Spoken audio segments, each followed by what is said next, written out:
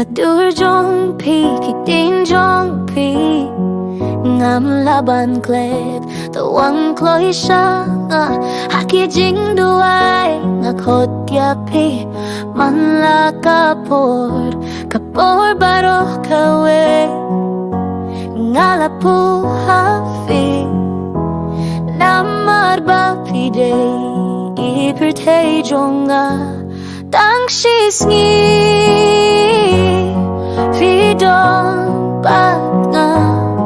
Ngalaklet sindonya kapirte baro Hakikat jong pi Nga shem lada Tang Shi Sngi Tang Shi Sngi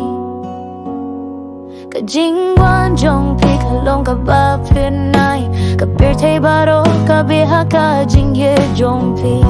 Tanda ka Sngewbha jong pi laim Ki jinggang nod baro Kapor baro kawei Ngalabu hapi Namar bapide Ipirte jonga Tang Shi Sngi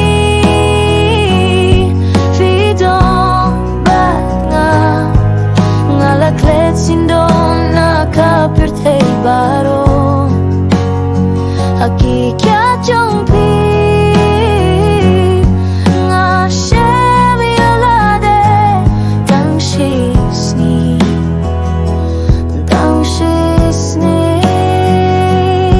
Balay bangkin mau ya kapirte Habang akwa bandong tang bati Hakasingi bar hakamitang kasujong pi Ibang akwas nga Tang Shi Sngi Vidon bat nga Ngalaklet sindon ya kapirte baro Hakasingew jong pi